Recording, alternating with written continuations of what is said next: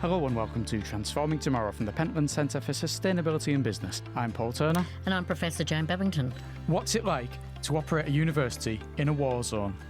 How do universities in Ukraine work with those here in the UK to develop new techniques and to build their reputation, all while conflict is ongoing?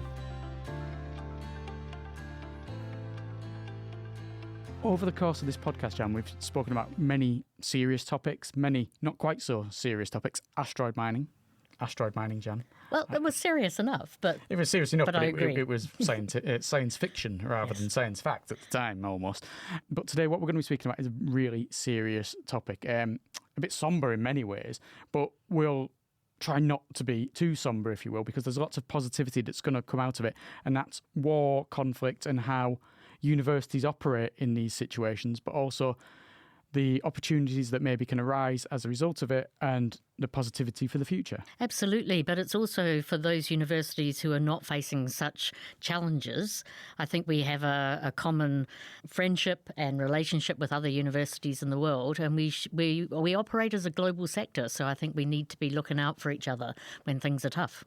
Yeah, because while there are the collaborations that we're going to be talking about that are going on with one particular university in Ukraine and us here in Lancaster, there are collaborations that Lancaster partakes in all around the world and that other universities all around the world partake in, and the benefits of those collaborations, because different universities in different countries bring whole new perspectives.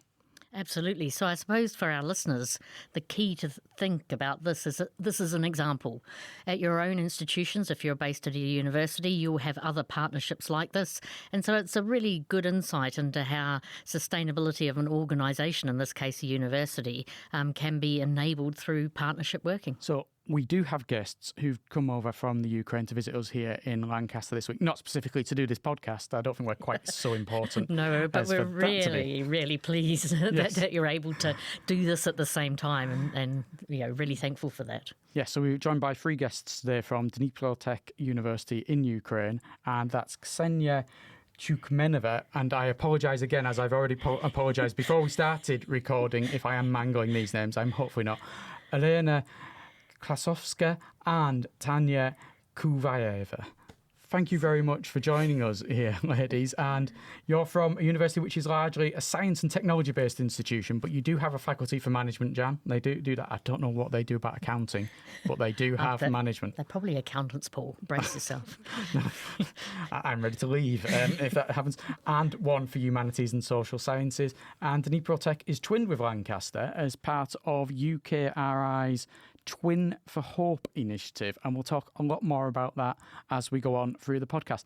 Welcome to the podcast. Thank you for opportunity to share our experience and to be here today. Can I start by asking you what the current situation is with Dnipro University? What's happening there at the moment? Despite the war, despite the full-scale invasion, Dnipro University of Technology continues to operate steadily. So we have maintained the full education process. We implement different formats of education. So yes, we have blended format nowadays, but we continue to involve our students to take part in international projects, to communicate with our business partners, companies, employers, and so on. We understood that it is only one way to be resilient and to be strong. And when I was looking at your university, you're significantly older than Lancaster, so founded in 1899. But also the topics that you're working in are so important for sustainability, energy, minerals, engineering, environmental protection, mining safety, and then combining that with management. So those topics remain salient no matter what's happening in the world. Yes, we are one of the oldest university in Ukraine, and we are the first university in Dnipro region. We really have a very powerful engineering school, mineralogy school, mining school. So that's why we like a city-forming university, and that's why really a topic that are connected with sustainability, with mining, and so on, for us really important. And we have a lot of like orders from our companies, mining companies, to help them to do their best and to know how in our situation we could maintain our industry and different process. Is Dnipro traditionally a region then of mining? Is that mining engineering, is that what's always been in that area? Yes, Dnipro is like an industry capital and business capital of Ukraine. So there are a lot of companies, industrial companies, and it is like not only intellectual center of Ukraine, but really we are like a base for mining and for industry. And for our listeners, because there's nothing like talking to people from somewhere else, makes you go and look on maps and find out exactly where people are. So Dnipro is sort of southwest of Kiev, and then about 50 miles or 85 kilometres from perhaps the thing that you would have seen in the news, which is a nuclear power station on, I'm going to do it, I'm going to go for it. Go, Jan, go. Zaporizhia? Yeah, correct. Excellent. So that's the 10th largest nuclear power plant in the world. It has been, suffering from the conflict and particularly water supply. So it's a really sort of quite a fraught region. You know that the whole of Ukraine isn't involved in the war, but you're quite close to the war, and that must be frightening in itself. Yes, we are not so far from the war line, and it's really a huge challenge for us, for our university, for people. Yes, we are suffering from such situation, but it's like opportunity for us to find some solutions, new solutions, how to be adaptive. How to be resilient, and we also understood that nowadays our university and all others university in Ukraine, they play a huge role to unite people, to make community, and also to help people.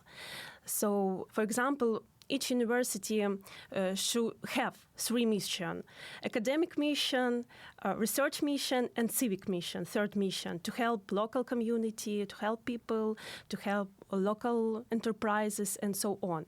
And that's why even today's we have power cuts, we have blackouts, but really also with the help of our international partners, with the help of our cooperation, we try to find resources. We try to find ways how to be more stronger. One thing that's interested me, going back to the history, is that in the late 19th century, a university was set up in what was an industrial area. You don't see that so much in this country. A lot of the universities were set up in places like Oxford, Cambridge a long, long time ago. And then the places like Yorkshire, Lancashire, where you relied on industry and the mills, those universities came along a lot later. There's the odd one here and there, Manchester, for instance, but a lot of them came. But no, in Ukraine, you've got one that started up at the end of the 19th century and has obviously flourished to come to where you're at. And I know you earlier on, Jan, joked that I was about to find out that we have 3 accountants sat here. They're all actually involved in marketing. I know, I was only joking. Yes, yeah. And Elena, you're a professor of marketing. So you do research, you do teaching. And I wonder, how hard is it to research and teach at the moment within the university, given the situation with the war? Thank you for this question. It's really interesting because we try to combine academic and scientific research, and improve our education process according to this research.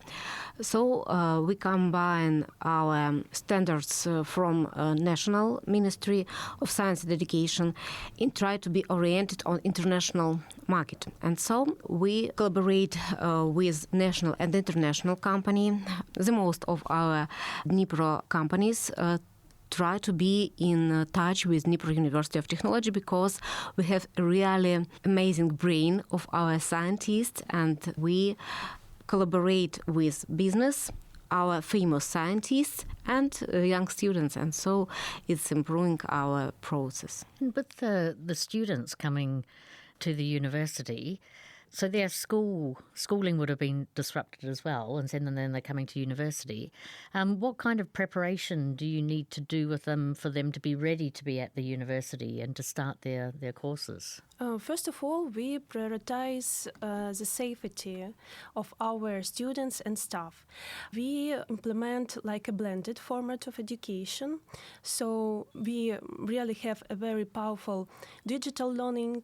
First of all, for first-year students and second-year students, we try to make face-to-face classes because we understood that it's very, very important. We, with the support of our business, we develop new laboratories, new auditories underground in the shelters. So if we have air rapid alerts and so on, we can move on these classes, on these auditories. And also we provide interdisciplinary courses, interdisciplinary events where we involve students from different specialities. And also the students' council of our university really very active because we understood that it is like a way for socialization of our students and to bring them to their real world. Have you found there's been support within the community for the university to continue its operations, to adapt in the way that you've adapted? You talk about the businesses you're working with. Has there been that increased level of support? Yeah. If we talk about our university, we really have a very strong tie with local community. And now even we continue to implement different international projects that are dedicated to supporting of local communities. For example, it's like a service learning where we involve students, we take into account the needs of local community, and then they develop different courses that also will help to develop our local community.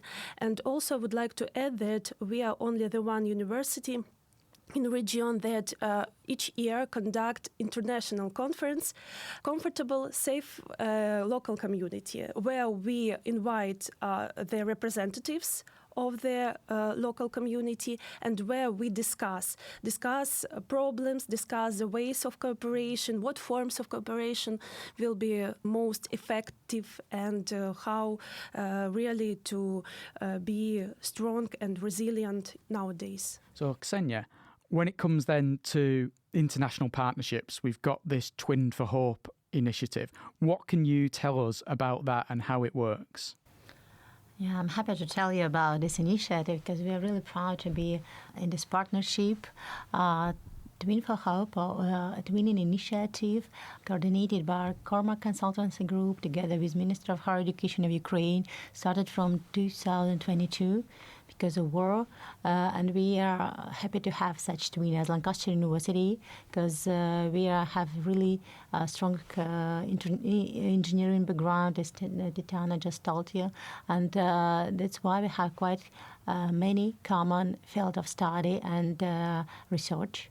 And for now, we have already 3 projects that are finalized, or just finalizing the third one. The first one was the project in joint research area in soil. 2 projects more financed by British Council of Ukraine, dedicated to the global reputation and building of the international brand of the university. And here we are for a joint workshop about global reputation and ranking. and we learned from Lancaster University, from their best practices in this area. We discussed some challenges, common challenges of each universities on this area, on this pathway for the global recognition. Later on, we will share this experience with our Ukrainian colleagues, so we can use this opportunity not just for Dnipro University of Technology, but for our community of academics and for our education system in Ukraine.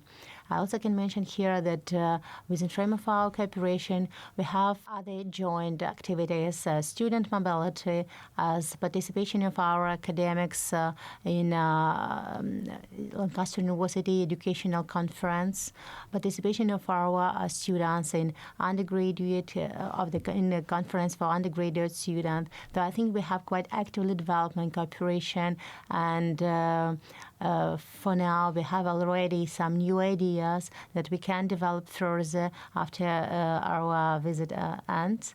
So we do have quite many researchers who can continue this cooperation, who can go deeper in global reputation, who can develop some joint courses. We believe that it will be possible the next, as the next steps for cooperation, having some joint activities in engineering as well. And for us, Lancaster is the centre of our universe. Did you know about Lancaster before the Twinning Initiative? Did you say, I know what, let's get to Lancaster? If they say yes, I won't believe them. For listeners, they're smiling broadly, which tells me never heard of Lancaster before. Which We won't be offended. Well, that was really great opportunity for Ukrainian university to find as twin. And of course, we were supported by this consultancy group about which profile would suit each university in the best way. So that's really mutual cooperation, and we believe that we can be benefit in both ways, not just Dnipro University of Technology learn from Lancaster, but together we can find out this common topics that we can develop and benefit for both of universities. Of course, we do study the profile of Lancaster University carefully and underline this common topic that we can develop further.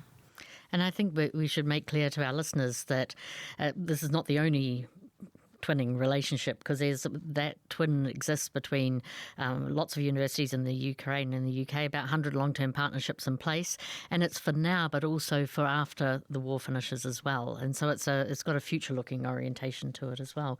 So I would say that we will benefit enormously from that opportunity. So I don't want anyone to think that it's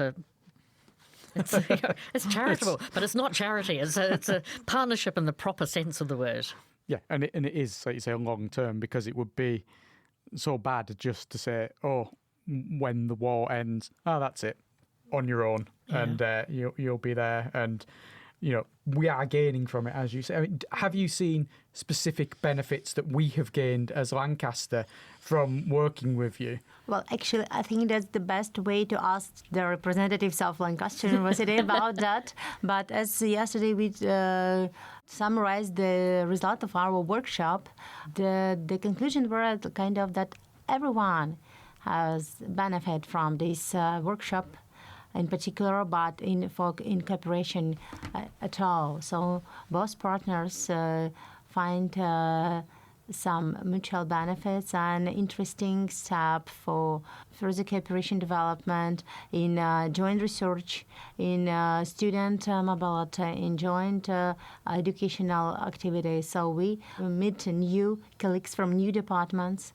and also agree about some joint activities, not only for academic staff, but also for non-academic staff and for service departments that can help to student community to be better in well-being, in student career centers, in professional development. So I think that's a really interesting exchange. Not just partnership for one side, but exchange of the ideas and exchange minds. I agree totally. And I was really struck and, sorry, Paul, I'm going to talk briefly about rankings. I was as well. Bizarrely, I was going to bring up rankings. Well, I will let you ask a question about rankings because usually Paul is really hostile to rankings. You press the ranking button and then he goes... But this time I think I'll let you ask a question about rankings. I'm not guaranteeing I'm not going to go, as you put it, which I didn't know I could make that noise until I just made it. I'm aware that one of the meetings you've had this week actually involved one of our former guests on this podcast, Rose White, who was in charge of rankings and reputations for our management school. I work very closely with Rose. We just totally disagree on the value of rankings. But as it is, I wonder, because I know we've got here the head of international marketing and the head of marketing for Dnipro how important to you are things such as rankings and accreditations? First of all, we think that rankings, it's not the main aim. So it shouldn't be the main aim. It's like a tool that help us to rethink everything, to build our internal process correct, to optimize them, and to bring some understanding about what we should to do, where we could do the best, like a reflection on all what we have done. So that's why for us, yes, it's really, and we as a marketer, we understood that when we, for example, promote our university and when we ask our students or partners or another colleagues, they said that we have looked on the ranking, and just it was like the main criteria why we decide to cooperate with you or to come to your university. But for us, yes, for our team, we really use these rankings like a way to be better and where we should do more and how we can use, for example, opportunities from our colleagues. When we, for example, research their rankings and research experience of other universities, make like benchmarking, we try to find best practice. So, for example, from Lancaster University, we really appreciate your experience in transfer knowledge. We really understood that you are very powerful in sustainability, and that's why after the first visiting of your university, we also decide to create like such a center for sustainability, to collect all the information, to make it more effective also for us. How about, Elena, internationally? Because there's marketing within Ukraine, and then there's marketing internationally, which I can only imagine the difficulties of that for any higher education institution in Ukraine at the moment. Yeah, it's not easy for us now, but if we speak about international rankings, we are not so long in international rankings, but last year we firstly was in Times rankings, and our chief, our boss, our top management director say, wow, we are in the Times. And international marketing, we say on all social networks about these results.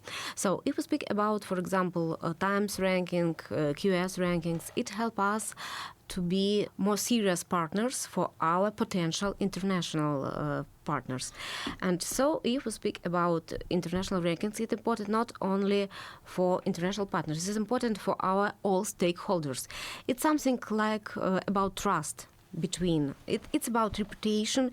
It's not so fast result. It's something like our activity for our future. And I fully agree with Tanya. It's not about only rankings. It's about our representative, not only national educational sphere, it's our representative on international sphere. And it helps us to be more competitiveness, to deal with more brilliant students, to deal with our international partners, and we are in process. Yesterday we speak about results and case of Sunway University. It's very, very important. This fall, we speak about Lancaster University, your experience in educational ranking. And we faced with communication. All in universities, all in business, not only in universities, in business, it's about communications. Communication between internal communication between each other, between faculty, between infrastructure personnel, and all process grounded on communication. And I understand that our challenges is the same like challenges in Sunway University, in Lancaster University. And so it's something like make us more stronger in this long way. It seems to me, Jan, that this is valuable use of rankings. I've had my say many times on no, I don't want to say invaluable because that makes it sound even more valuable. Unvaluable, whatever the opposite. Worthless. No, it's not quite worthless. It's somewhere in that scale between worthless and valuable, but more towards the worthless side of rankings. And seeing how they can help a university grow and develop from not having been there. And so you're saying you've got senior person at the university, wow, we're in the Times rankings, and that's such an impressive thing. You can become obsessed with getting a certain place on them and wanting to be in a certain number, forgetting that for some people the key thing is being in there to show that you are actually part of this bigger global picture. And what I also loved about how you talked about it is that the ranking, if you like, is the introduction point for a relationship and to develop that properly. So I think in that respect, even though sometimes the rankings are a wee bit, drive us all a bit crazy, but actually to use them properly and for them to be a proper indication for partnership and for going forward together, I think we can forgive rankings, all sorts of things at that stage. And I'm wondering, when it comes to teaching, because I know two of you here do teaching, do you include sustainability within the teaching that you do? Yes. We include sustainability in each courses because we also understood that to achieve all sustainability goals, we should implement such topics, for example, in our courses, in our research. And that's why it's not only like a requirement of our ministry, because yes, we also have such requirement that sustainability should be in your university. But we also understood that for post-war recovery, it should be the main point, because if we don't know how to do this, how to achieve all 17 goals, we couldn't even imagine how our students, future of our country, will do this. So that's why all courses, all researchers, they are have a strong connection with sustainability topics.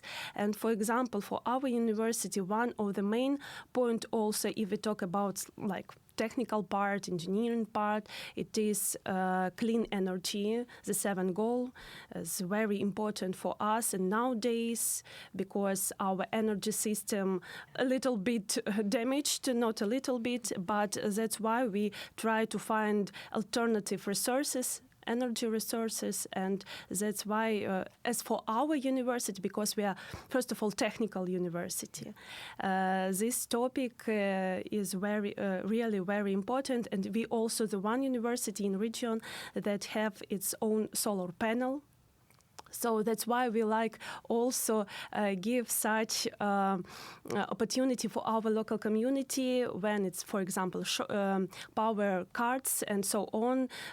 Citizens, they could come to our university and use it like a hub. And that's something we've talked about before, Paul, about anchor assets and anchor institutions. So places that help the whole of a system operate well. So that's a really good example of that.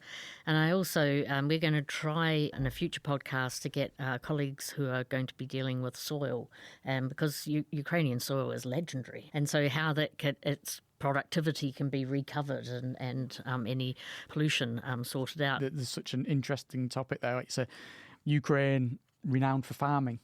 There's a book about tractors in Ukraine, isn't there? Oh, yeah, there is. I can't remember the exact title of it. Well, I come from a farming background, and I mean, your soils are legendary.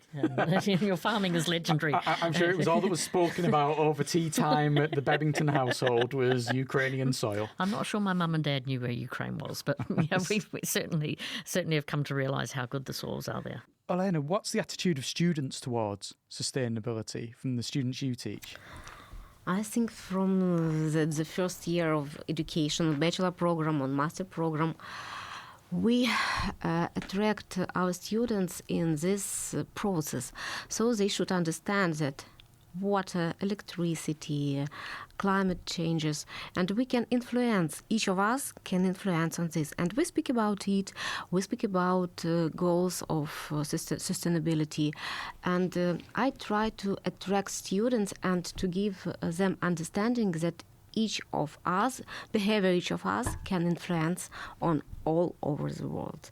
So, and they make some projects for business during our study program with some research, influence of mining sphere, electricity sphere on sustainability.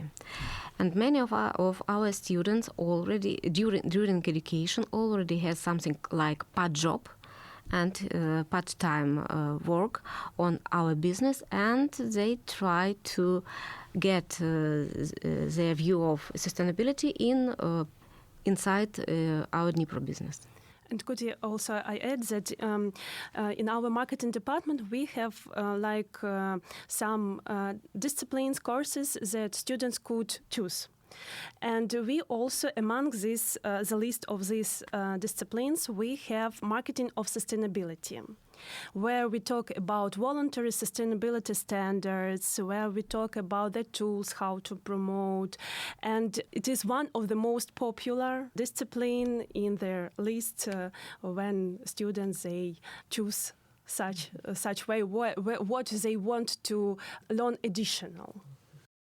It's good to see that we've had this before. Students and younger generations been so keen and enthusiastic about understanding, tackling sustainability topics. Absolutely, and I think that was very evident before Christmas in the one that looked at those international legal opinions, where students were the epicenter of some of the prompt to get those advisory opinions on human rights and climate change. Indeed. Well, I think we're sort of coming towards the end now, and I realise this is such a hard question because you don't know when the war is going to be over, but how do you feel that what's going on now, the work you're doing with Lancaster and all the other work that you're doing at the university, how do you feel that's going to be shaped after the conflict's over, and what's going to happen, and how can the work that you're doing with Lancaster help to support what's going to happen afterwards? So we really hope and we know that the war will end and we will gain a victory.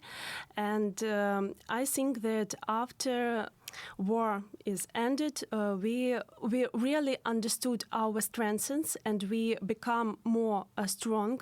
And that's why if we can functionate in such environment, in such condition, so we could do our best when the war will end. So that's why everything that we have gained from our cooperation could be like the future way to developing, to forming our new, for example, ways of collaboration. So that's why we think that we will be more stronger and we could achieve a lot of common results, and also we hope that we will be very helpful for your university as too, because, for example, challenges with digital learning, challenges with adaptation for different conditions also be useful for your. Yeah. We look forward to having the good possibility of doing that soon. Well, Tanya, Ksenia and Elena, thank you so much for joining us. It's been fascinating getting such an insight into how things are operating at Dnipro and the partnership that you have here with Lancaster. Thank you. Thank you. Thank you very much. Thank you. There's so much to take out from that, Jan, and so much that you would never even consider would be part of considerations for a university in a situation such as Dnipro and all the universities across Ukraine are in. It's hugely sobering because the kind of situation they're facing, and especially when you look at a map where they are, I'd be terrified. But of course, you're there, you might be terrified, you've still got to carry on. But they're carrying on in a way, I think that one of the things that I really took away from how our colleagues were speaking about their situation is that the words we've heard before, but actually words which have quite more intense meaning when you're talking about the situation in which they're exercising it. So to be adaptive, to use technology to help bridge gaps, resilient, their interdisciplinary approaches, but then also that huge and close partnership they have with their local businesses where they're an anchor asset and they sustain each other through the conflict. Yes, when they talked about being a hub of resilience and resistance, that is a whole different meaning to anything you'd get here in the UK. A hub of resilience here would be something that was just carrying on, making sure that businesses were adapting slightly. And a hub of resistance would be possibly in countries where the right wing has taken on and the message of sustainability has been pushed aside. It'd be just pushing that sustainability message. A hub of resilience and resistance in a war zone is an entirely different thing. Yeah. And yet the message of sustainability was so strong as well. Yes. They're talking about setting up a competitor to the Pentland Centre. Soon you'll be run out of business, and that'll be it. That'll be the that would be the perfect people to be run out of business by, I have to say. But yeah, and having it within the teaching and having that enthusiasm among the students and the staff for sustainability being part of the whole education and the whole process. And in the last few days, I had the good fortune to hear the ambassador, who was one of the co-authors of the first drafting of the SDGs, speak. So he is an ambassador to Ireland, who was an ambassador to the UN at the time. He's also the architect of the Good Friday Agreement, so really experienced man. And we were talking about the SDGs in a sort of an open forum, and he highlighted that one about peace, justice and strong institutions. And he said in some ways they lumped all of those things together because they weren't, because the process was complex in that respect. They'd have ended up with about 512 if they didn't lump a few things together. But he said the dynamics in there are really different. They're not the same dynamics. And I think today we've had that opportunity of really teasing out that SDG 16 about, peace and justice, strong institutions, and then also 17, partnership for the goals, and what that means in this context and what it will mean after the end of the war. And we talk about partnerships, not just between Lancaster and Dnipro, which is obviously the big one that brought the three ladies here with us today to talk to us about it, their partnership through the Twin for Hope initiative, but also the partnerships they've got ongoing with businesses and the importance of businesses supporting them and helping them adapt and continue on. Yeah. And there's levels of support for universities and then there's levels of support for universities, and that is a whole new level of the community and business coming in to support. And the other thing they identified, which really caught my ears, was staff and student mobility. Perhaps not right at this point in time, but after the conflict is over, that knitting together of people moving between the two places and actually becoming much more connected as a result of it. And what they haven't mentioned as part of the recording, but through talking with them before and after, they've got a 3-day journey from Lancaster to Dnipro. They can fly from Manchester to Krakow, and then there's a more complicated journey on the back of that. They have stops and starts along the way. There's trains, there's planes, there's probably automobiles involved in the whole, construction of that journey. And like you said, that's not something, therefore, that international cooperation of coming back and forward and having the exchange of people, as much as the exchange of ideas can be done remotely, having that personal connection. Yeah. Hopefully, when that war is over, that becomes more of a thing, like you say. Yes, indeed. I agree. We've had totally new guests with us today, Jan, but next time we're going to be welcoming back one of our first guests, Duncan Pollard. That's super. Yes, Duncan talked to us a long time ago. I feel I should have thrown in a few extra longs in there. But he's back to talk to us about wildlife corridors, which are not buildings in your or structures in your house where cats can go and badgers can just, crawl under the house. No, and it'll be great because it builds on our other podcasts where we've looked at the interrelationship between business and biodiversity. We've looked at restoration that's undertaken by corporations, and this in some ways combines both of those two together, but looking at a specific feature of wildlife connectivity and wildlife restoration. Well, until then, thank you very much for listening. It's goodbye from me, Paul Turner. And goodbye from me, Jan Babington.